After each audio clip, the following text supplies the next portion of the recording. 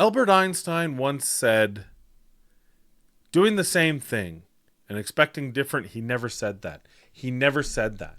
Ever. But sometimes you need to reevaluate what you're doing if you're not getting the results you expect. And sometimes you realize that the answer is right in front of you. Let's get into it.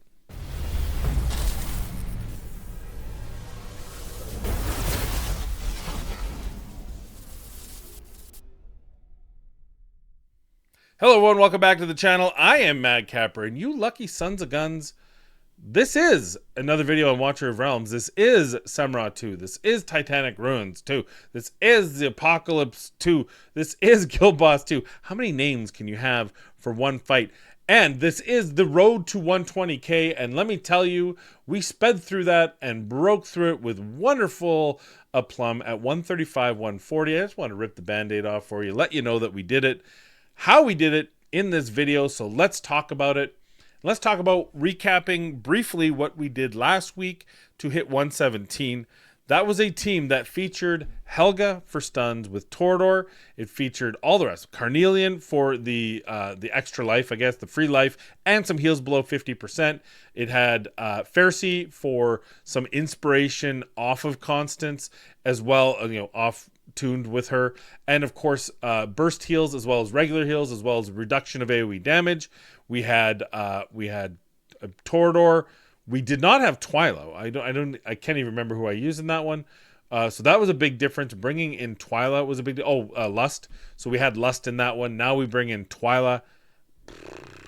That was a big deal on damage. But funny enough, and I'm going to show you here. I'm going to try to cue it up to show you what happened. And sometimes you think, this is brilliant. I'm the smartest human ever. Of course, this is going to work.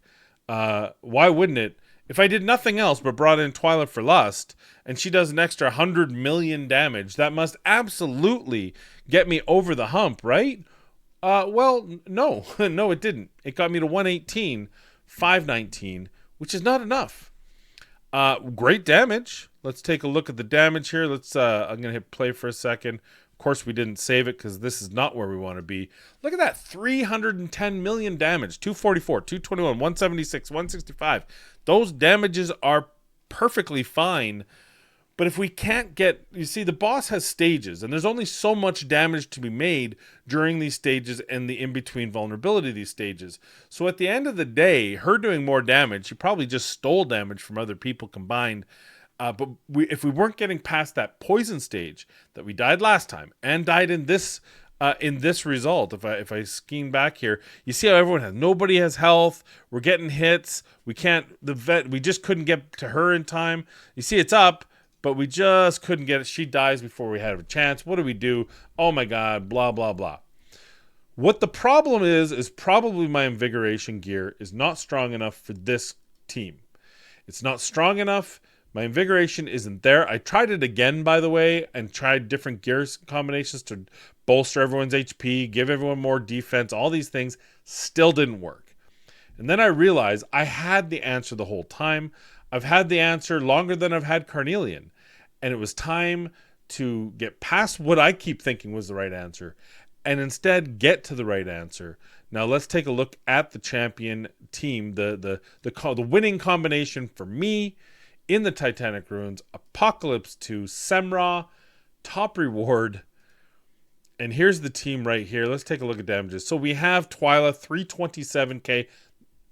It went longer, so that's why. We got 301 with our boy Kagiri. Love him so much. You time him right. He's given so much good damage. Absolutely banger. 245 from Praetus. Actually down. I think these guys stole some of his damage, probably because I don't have him quite geared the same. We have Alistair at 207 and Hex at 204. I'm actually shocked that Alistair beat Hex here, but Alistair, Hex is a little bit harder. He's got a little bit more RNG because he does extend his Mad Truth, which does mean that he's sometimes not going to be in inspiration in line with it. It just depends on your RNG. So just as a thought there. But all of that doesn't matter. The damage is there. We made it. Yay. We actually probably could have made it after that, but I got really unlucky on the next level after the poisons, the big boom. I got 0 stuns. I have 2 stunners, got 0 stuns, and I got pretty much wiped. I tried to recover, couldn't quite do it. But why did it work? Well, of course we have Torador for the stuns. He was the one that failed me at the very end, but by then, who cares? I already got my max chest. We've got Constance for some support heals, but mainly you can see her heals aren't ridiculously good. Mainly she's there for that inspiration to really activate the rest of these champions. We have Elwyn, of course. She's the main healer. She's got the AoE heal. She's got the cleanse. But her cleanse, as you saw if you watched last week's, and as well, if you kind of saw where we died on the poisons, she just can't keep up. And again, probably my gear, but I farm a lot of gear. It's not happening. Here is our man of the hour, Dasomi and Pharisee. Dasomi was the difference maker. No heals, because the guy only heals below 50% health. So that tells you how important he was to this comp. He didn't even have to heal. Right? We got good heals out of Pharisee. We got great heals, obviously, out of Elwyn. But we got the cleanse. We got the cleanse and an occasional shield. But the cleanse to assist. What happens is there's 10 people with poisons. And when the poisons are stacked to I think it's 50 in that last round, or 45. That's a lot of damage to keep taking. 50 stacks of poison. But with Dasomi, he cleansed most of them. So there's only one champion that wasn't in his cleanse range, which was Praetus. So it made it a lot easier for my healers to keep up and heal everyone when there essentially was only the physical damage plus whatever damage our Praetus was taking. And net result, we get past it. Pharisee was the answer. Now, I did steal him from my team 1, so now we got to figure out who to put in there. But there is a couple cleansers now. So we do have options. We do have things that we can do there. We'll absolutely work on different cleanser to make that comp. I'll do that today, obviously. But that was the big difference maker on it. Let me show you the team. Let me show you the gear on it. And then what I'll do is at the very end, I'll just play the whole thing out in 2x speed. If you want to watch it, great. Helps with the algorithm because it's going to be engagement. Leave comments. That helps with engagement. Thumbs up would be great as well. If you're not following, it'd be great for a follow and a subscribe and maybe even a notify. All that helps to grow the channel and allows me to keep bringing this stuff for you.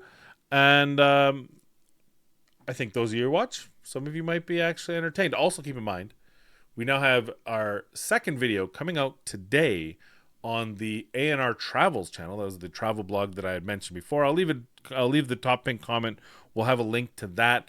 Like I said, part 2 is going to come out today, and it's just Amanda and I talking about our travels. Our first one, of course, being our honeymoon on the Disney Wish. So if you're into cruising or you're into traveling or you just want to support us, go check out that channel. Maybe give that a subscribe. Definitely give it a watch. See if you can watch the whole thing. It's much shorter than the first one. I'd appreciate if you hadn't watched the first one, jump into the first one, then watch the second. Okay, with that said, let's go over the heroes here that we use to make the numbers. They are all favored here, so very good. First, Hex. You know what? Let's go through. This is way easier. Let's go through artifacts first, all the way down the line. Then we'll go with gear, which is a little more. So we have him with his exclusive, which is very important at 19. That rapid draw during the ultimate, plus, of course, the increasing single target damage.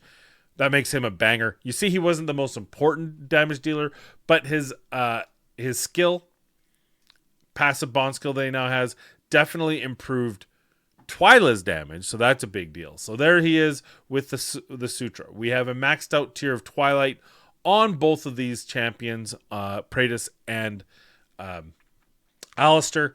So max out there. We have a maxed out Scarlet Hunt.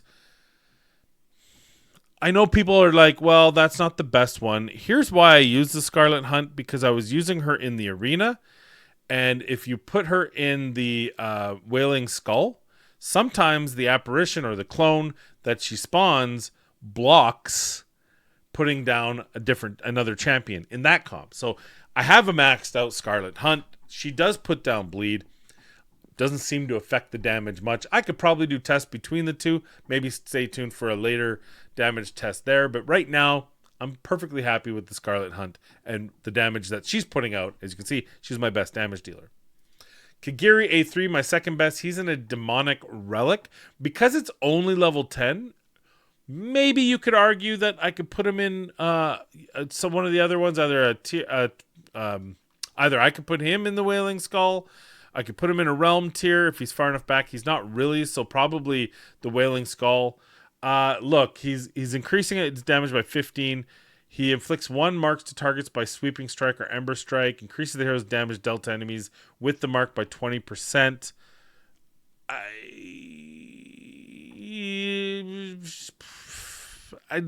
think this is going to give him more damage still, but you could argue dealing damage is a 40% chance of the Shadow Guard, which is going to do a ton of damage, plus the extra 400 attack and some survivability. Maybe, but again, we won, so not going to complain. Torador, he is a tank Torador. Oh, we're not talking about that yet. He's in the Bloodlust Phylactery. Probably I don't need this. I've always put it on him because I've always kind of worked on him with supplementary damage, and I never took it off him. So arguably this isn't the best for him, but it still gives him HP and attack. And he's doing a little bit extra damage. I don't know. I could put him... Whatever. I don't think it really matters. I think the stats for him matter more than anything else anyway, because he is our tank and our stun dealer. So unless he gets some sort of... is there any of these that increase chance to stun? Because I need it with this guy sometimes. Maybe we could put a Goddess's Grace, which increases his defense. That would probably be good for him. And of course there's the Bastion Ring, but the problem with the Bastion Ring with him... it really doesn't. I mean, yeah, he's getting the physical and magic damage reduction on it, so that arguably, but he never dies until we get wiped. So I don't know if that's a big deal. And of course, he's not blocking anything. So for this particular encounter, it's not a big deal either. So let me know in the comments down below. What do you think would be the best artifact for Torador in this encounter specifically? Do you think I should be going with the Bloodlust, knowing that he's doing virtually no damage? Or do you think, which I'm leaning towards, that maybe that extra defense, an extra, what is it, 15, 20, 20, 30% defense, you're still getting the HP at max. Maybe Goddess Grace is the way to go for this champion. Again, let me know in the comments down below.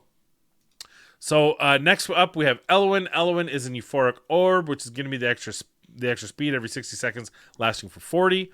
Constance, who is in the Astral Obelisk, which gives her an extra 5%, and it rage regen for 5 seconds, which helps us cycle a lot better. So that's kind of her best in class, in my opinion. We have our boy Pharisee. Pharisee is using a Golden Scarab, fully maxed out. Attack increased by 5, rage regen increases by 50. Interesting.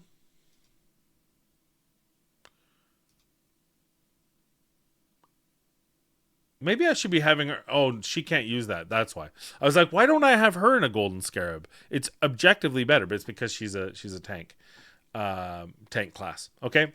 Then, of course, the new guy, he's got a Euphoric Orb as well. I didn't even change that. That should probably be a Scarab. I don't think... they don't stack, so maybe it's good that they're spread out. So if hers is down, his is up. I don't think that's going to work. So actually, I would recommend putting him in a Scarab as well. I'm sure I have an extra one. I can do that for future years. And then the Golden Scarab's going to give me everything I need from her. I'll fix Carnelian for my Apocalypse one later. So that's the whole champions. Now let's go over their gear real quick. We have a Soulbound Arcana on Hex. Total attributes 16, 5, 11. Notice that his HP is much lower than I thought I needed to run these champions. Only 23, 9, 1450.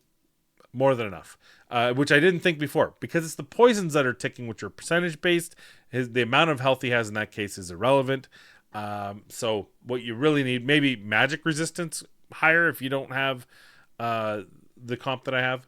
But anyway, 1.2 second with a 348 crit damage, no rage regen. There is our Hexacon.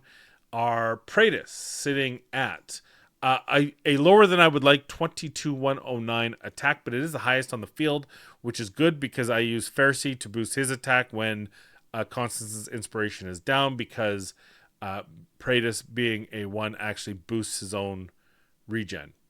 So, which means he's cycling his alt quicker. Which also is probably why some of his damage feels down, because he's not always under inspiration. Anyway, attack interval 1.5 seconds, 295 crit damage, 0 rage regen. Alistair. Let's go through all this talking. Alistair at 19,849 with a 1.1 attack interval, 351 crit damage. Twyla, Lady of the Hour, sitting at 2832, 1.4 second attack interval, 320.5 crit damage, no rage regen. Remember that bond skill from Hex being on the same team. Every time he draws a card, she's getting more damage. That is a big deal. Kagiri. Now, if I would have everyone in Soulbound Arcana for this encounter, but I can't. And honestly, I don't think this is the best thing for him, because his burst he does do a lot of basic damage, so it's not terrible. But his burst damage is actually not his basic. Here's the deal. I swapped Twyla and him with gear, and it didn't make a difference on him, and it did make a difference on her. So go figure. I think it's because you're timing his ult, which means he's spending more time hitting his basic attack, which is why this works out. It was literally nothing. Now, it was on Guild Boss 1, but it was functionally negligible difference for his gear set. It was exceptionally different for her in the 2 gear set. So just so you know, that's why I have him in this. I just don't have enough gear for everyone to have Soulbound Arcana also. That's kind of a big part of it. But you see here, 21,075 attack at 355 crit damage, attack speed 386 for a 1.4 second interval. He hits hard and often. You see the numbers he puts in. Tordor is a tank in Invigoration, so that we can get that 10% bonus on another champion. He's strictly about survivability. You see 3k defense additional for a total, what do we have, 95 at 6,300. His magic resistance is pretty low, but he's there to tank that big falling rock, which is physical damage. So this, again, works perfectly fine. Elowen sitting at, now I moved her around everywhere. I did lower her attack because I thought she needed survivability. The reality is I probably should fix her, because it made nothing. It had nothing to do with it whatsoever. It just had to do with giving her assistance on those cleanses. You see her attack speed 387 and her healing effect 107. Really, it's all about bringing in Dasomi. That was what made the difference. Another constants in the Invigoration. We don't use Glacier here because I don't need her to be tanky. So I'm going to take that Invigoration set every time. 13,195 on the attack. Attack speed 413. Pretty huge attack speed, I would say. 91 healing effect. That was something we also changed, because I thought maybe she could help get us over that healing hump. No, doesn't matter. It's irrelevant for me, anyway, for this team. Pharisee, we have him at 16,266 with a very low 2.1 second attack interval. We really want that higher. Healing effect of 121, rage regen of 52%. That 52%, quite helpful. We were able to cycle through him.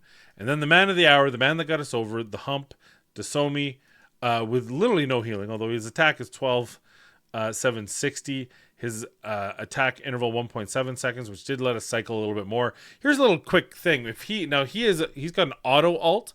When his ult is on, he heals multiple targets with his ult, instead of just single target, which means he cleanses quicker. Now, I don't know if you can try to figure out the math so that that's happening during the poison, but ultimately, quite a few times, he would cleanse the whole team without Elowen, and Elowen only had to cleanse one person. So the reality is, arguably, he was more important than Elowen for the healing, for the cleanse part of it, even though his healing was like 127k. Huge rage regen as well. We want to cycle that. So, and of course he's an invigoration set. So this worked so much better than Carnelian for me, as you can see. All right, so at this point we're going to now just do the full run. If you want to watch it, watch it. If you don't, I get it, but hopefully you do, because it helps the algorithm. And this will be my run to the top chest Semrah 2. I'll say it now because we'll end up with the fight. Hey, I appreciate you guys. If you want to, like I said before, maybe give me a like, subscribe, notify. All that stuff helps the channel immensely. Most importantly, please be kind, Be safe. We'll see you in the next video. Let's get on to that battle.